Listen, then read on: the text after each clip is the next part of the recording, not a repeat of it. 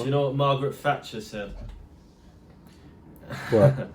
She said that poverty is a character defect or a personality defect, which is just a very harsh and tasteless way to describe that situation.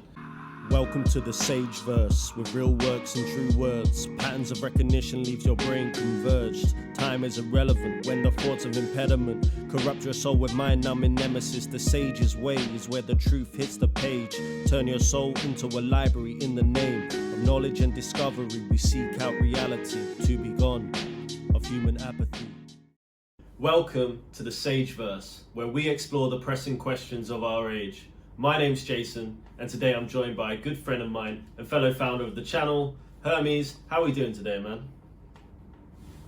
Very good today. How are you doing today, Jason? Yeah, I'm doing great, thanks. Thanks for asking. Continuing where we left off in our last episode, what are we going to be discussing today? Do you want to let the audience know? Yeah, so it's the second of the 7 deadly sins. It's greed. So we're going to be going into greed, which is very clearly prevalent in Western society. And yeah, there's a lot to touch on with that, I guess. What springs to mind for you first? Yeah, I suppose greed is a interesting one to think about, because it is definitely prevalent in the capitalist society that we live in, and it's been consistent throughout humanity. As we examine the human condition with regards to all these sins and all these virtues, greed is one of those that really is at the top of the list in terms of our perception, because we can see greed around us everywhere. It's defined by our desires for physical assets, tangible things, and I suppose greed and ambition, they go hand in hand. The ambition with regards to chasing success or chasing wealth, chasing money, but also greed can cause you massive problems in terms of going too far and losing one's wealth in the process as well. If karma exists for a reason, right? So that's when greed plants you in the backside. But yeah, it's interesting to think about. What are you thinking about when we talk about greed? I found a good quote on greed. It's by Erich Fromm. Okay. It's, "Greed is a bottomless pit which exhausts the person in an endless effort to satisfy the need without ever reaching satisfaction." So I think that's really true. I've heard that. It's like an itch that can never be. Yeah, it's an itch that can never be scratched. It's the more you get, the more you want. And you see that with people who generate extreme wealth. It's like they never stop. It's almost like a Monopoly game. It's a game where we're all locked into the acquisition of wealth, and you never are satisfied. You just keep going and going, and there's always a new kind of accolade to hit. And yeah, it's an interesting one, because we are living probably in a time with the most wealth, but also a time with the kind of biggest inequality, where there's the most billionaires, but there's also the largest population in abject poverty and living below the poverty line. Sorry, yeah. Yeah, what's your idea? What if over time, as time elapses, what if, taking into consideration the Pareto law, over time, money moves to the 1%, right? The smallest number of people will hold the most amount of wealth over time. But what if we now take that idea and apply it to the sins, the 7 deadly sins to be specific? What if over time we see sin increase to the same degree as we see money go into the hands of one individual? We see greed increase as a sin, right? As time elapses, we become significantly greedier, and if we apply that then to the other sins, we also become incredibly lustful, and we just fall into this pit of immorality. I flip that on its head. You have virtue, and you could see maybe how that could work. But over time, is there a connection there where, sooner or later we will peak at a point of pure greed or pure lust and things like this? I think money is like energy. It's a quantifier, a multiplier. It's the more you have, the more access to the physical pleasures of the world you have. So if you are going into or become rich when you're an uncultivated person, if you are susceptible to all these other deadly sins, lust, for example. If you suddenly get a big influx of money, Yeah. you know the direction that money is going to go in. And that with a lot of these millionaires, billionaires, they get this huge amount of money which they could put into their purpose and helping the world and charity, all these other things. But what do? They just get big yachts and get 18, 19-year-old girls to fulfill their lustful desires, loads of drugs, drug-fueled parties. You've seen like Wolf on Wall Street, you know, where that can lead to. So I think rather than, we've all heard the quote like money is the root to all evil. I don't think money is the evil thing. It's a quantifier. So I think if someone is a person who has cultivated temperance and purpose and charity at the end of the day, an increase in money will just increase the influence of that individual. And money just reveals good influence for the world. It just reveals character at the end of the day. It doesn't change you, it just shows you who you are, exacerbates your positioning. Yeah, absolutely. And we mentioned last time how all of the 7 deadly sins have 7 heavenly virtues. The heavenly virtue for greed is charity. So, you know, if we're going to compare those two, greed, as we said, is like a bottomless pit. You're constantly trying to fill this need, this desire, where you're trying to fulfill your own wants. You're constantly feeding into yourself, essentially. Charity is the opposite. It's feeding into others that are in need. And what does that do? The act of being charitable, it builds empathy. And I think greed does the opposite. Greed disconnects you from empathy. It can also almost make you like sociopathic. And it makes you value believe different things that, you know, things that aren't innately valuable, like family, human beings. It puts value on artificial and superficial things, I think. Yeah, material things. Just you become obsessed with material wealth, material things, the designer clothes. There's like countless ways we quantify it, but as I said, when you're being charitable, it's almost like instead of being ignorant to those that are in need, you're engaging and you're really seeing where certain people and how certain people are living. And there is definitely a positive feeling that comes out of, maybe it just taps into your humanity a little bit, like helping other people. It reconnects you with that empathy. And I don't think someone that is really connected to empathy could really be a billionaire that isn't charitable in any way. Like, I don't think... Like, you would have to be very, as we mentioned, pride is the first of all the deadly sins. You have to be super prideful and see yourself as very egotistical and above other people for you to think you deserve to be at this level without ever giving back to the world that kind of helped you to get to that position. Yeah, pride just feeds greed at that point. Like you said, when you're at the upper echelons of society and you hold substantial wealth, it's hard to think that if your morals were intact, that you wouldn't go down the road of philanthropy in some sense. You wouldn't try and be charitable to a certain degree, help at least your immediate environment, right? And in the process you got people like Akon, the amount of help that he's providing to Africa, which you don't tend to hear in the news or legacy media really talking about it. It's true. Which is a shame, because charity, it doesn't sell in the news, really. Yeah, if you bought a new Bugatti, though, or like a brand new car, that'll be all over it. 100%. That's the problem. So, you know, the idea of charity, there are obviously charitable organizations out there that do provide help to these places. But again, nobody really knows the ins and outs of what goes on there. It's very difficult to... Yeah, because there's also greedy CEOs that own those charity organizations, and I think there's a lot of questioning that kind of goes into charities these days, like how much of that money is actually going to the people in which we're trying to help.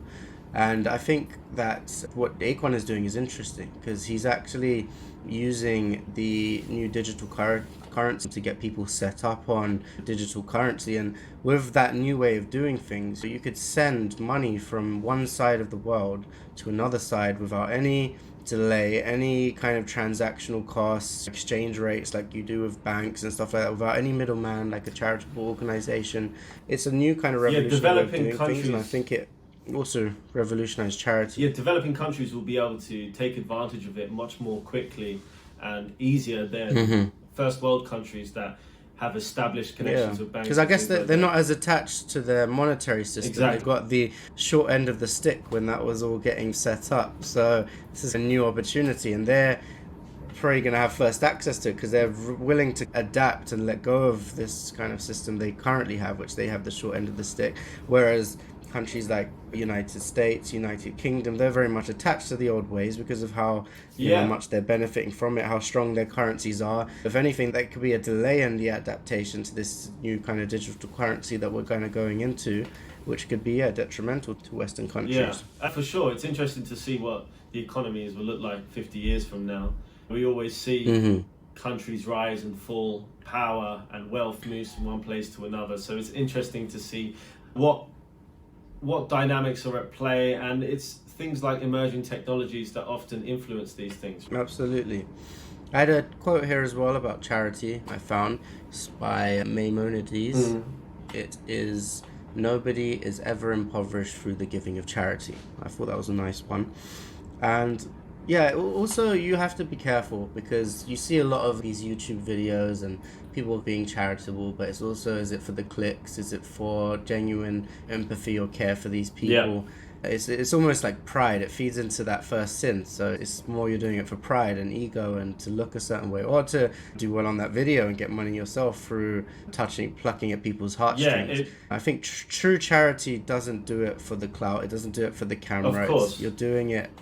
Obviously, if you are showing it, sometimes it might inspire others to do the same. Just, I would say, be careful how you go about it. It's a double-edged sword because on one hand, there is a benefit of inspiring others, which is a good thing. But at the end of the day, nobody knows the intention of that person. Whether the intention is to inspire or whether the intention is to get clicks and gain profit from the video, nobody knows but the individual themselves. So it's almost like a self-deception at the end of the day. Perhaps you are being charitable and giving money away, but that conversation about what the intention is between you and God. No, for sure. And yeah, just looking at where we've come from, as you mentioned, how the monetary system is right now. We do live in a capitalist society. Again, inequalities existed throughout human time, though, but I think capitalist society really did exacerbate it and increase inequality. Currently, if you look at one of the richest countries like America, you have people that are morbidly obese. There's large wealth acquisition, also inequality within America because it still goes to the higher echelon of that society. But then you look at other sides of the world, there's actually about 25,000 people that die every day just from starvation and lack of nourishment, 10,000 of which are children, in a world in which there's enough to eat. Like I said, there's morbid obesity on one side and anorexia and starvation on the other side. So how does that really make sense? How is that fair? We're all born on this rock in infinite space, and we don't really choose, unless there's some kind of spiritual thing in which we do, but I don't think anyone would choose to be born in an environment where there's no access to water and food and all these things. It's crazy. So it's almost like a before cosmic we start lottery. Pointing and if you're fingers, lucky, then you're lucky. If you're not, then you're not. Yeah, before we start pointing fingers and blaming individuals for this and individuals for that, it's important to recognize that to some degree we are all guilty of this heinous injustice. Do you know what I mean? In the sense that, of course, it's beyond our control as mere individuals who are getting by our own way. That's the thing. That's the point, in that we have control over our lives and how we can lead ourselves to be successful. But when it comes to governments and how governments can intervene and help other countries, if the governments have these wonderful policies and wonderful visions and ideas that they try to foster in society, and this whole strive for globalism and all these different things, why is it then that governments are allowing these inequalities to exist? Because it's not the role of the individual. The individual is not void of the individual is not void of some form of, I don't want to say responsibility. Intervention into that problem. I don't want to say responsibility because it's hard to give responsibility to the individual when it's hard for them to enact any control over the matter. It's down to the governments to be able to do that. Yeah, I think people are always searching for like a savior. We always look to the government or blame the government.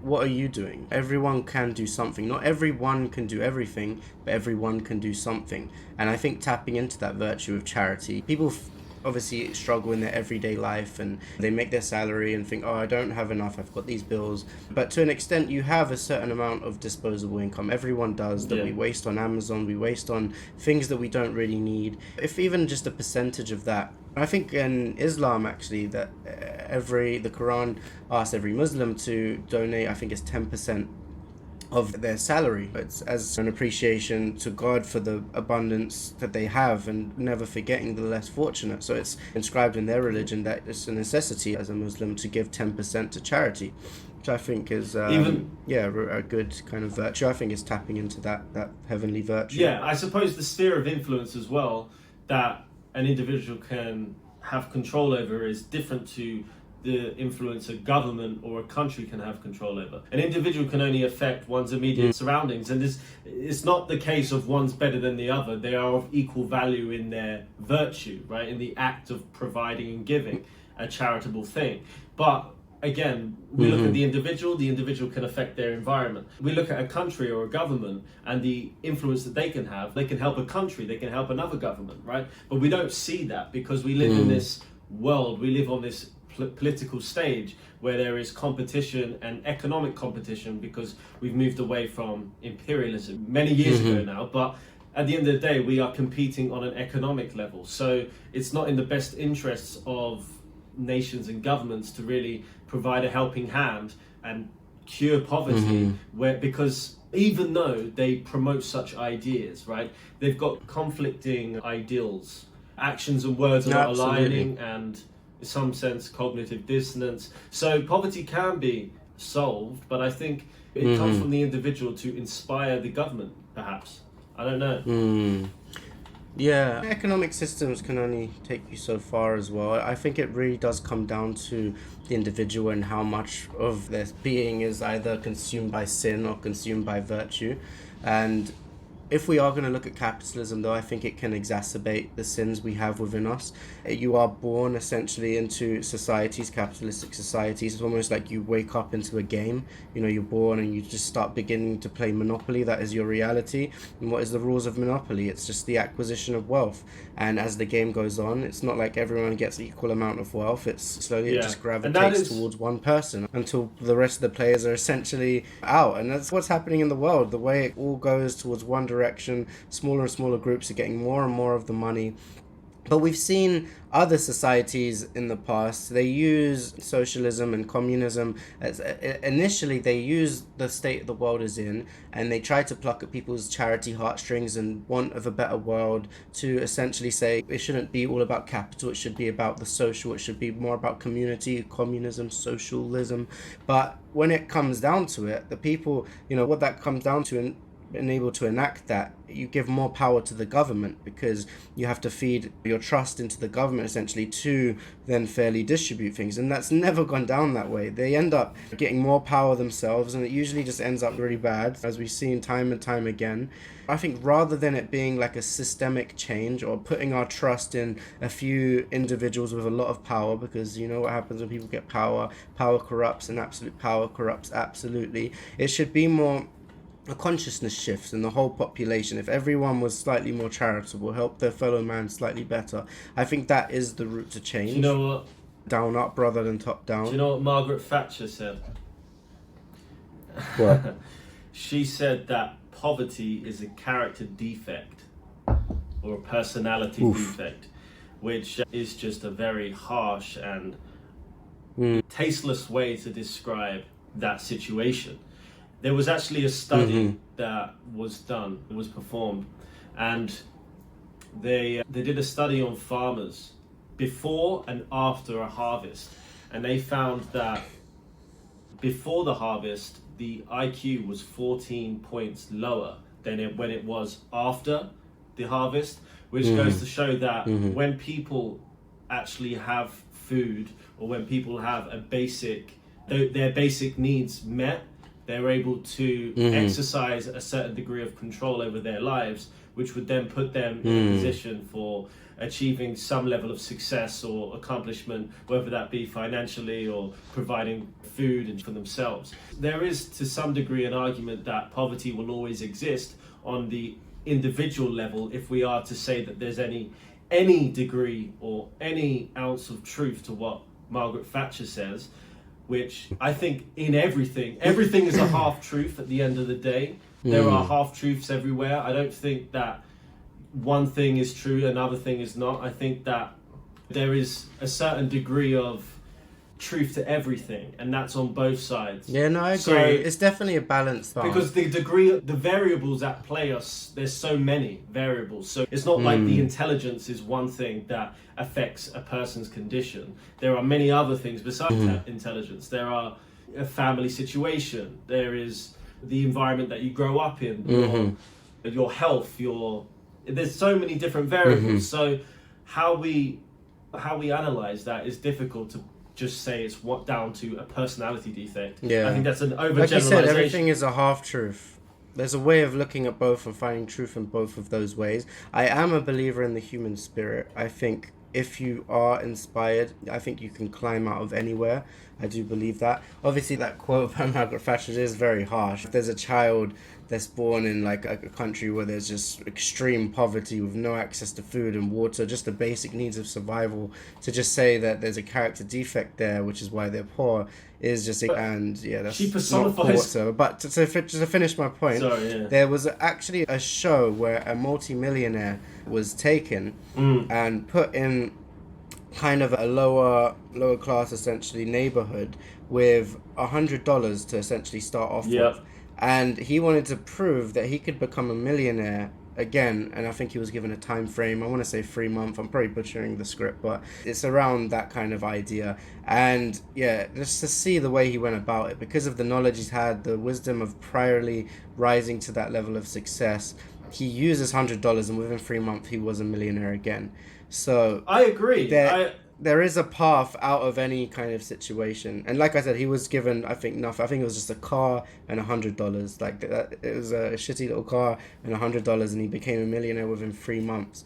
So anyone could do that technically. That is a testament to will. That is a testament to the strength of mind and the strength of will, which is true, right? But it's more than that. When there are so many variables at play, it's difficult. When we look at Thatcher, she almost personifies the sin of greed a little bit, right? She worked, but she was also a supremely hardworking woman that rarely ever slept and was very harsh.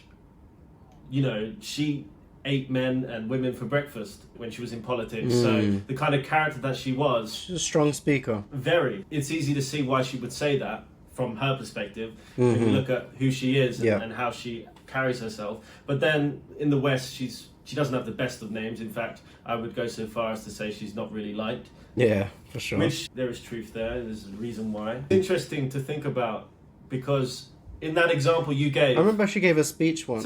Just in the example you gave, that's a testament to how an individual can enact control over their lives. Yeah, absolutely. And yes, I remember she gave a speech once, Margaret Thatcher. She was a good character to talk about this subject, actually. But it was actually very good point she had made. If we look over 100 years ago, essentially, there was more equality, but there was more overall poverty.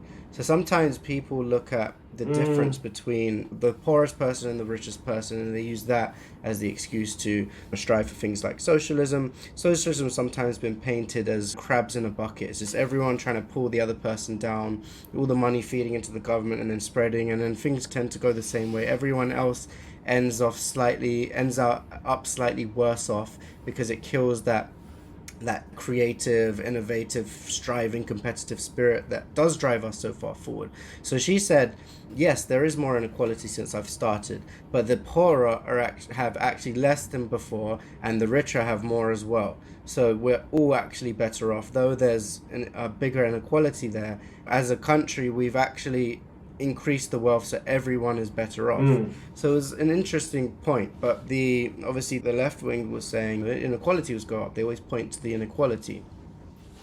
Yeah, maybe there was some severe short-term pain, perhaps for a long-term gain in terms of an economic growth.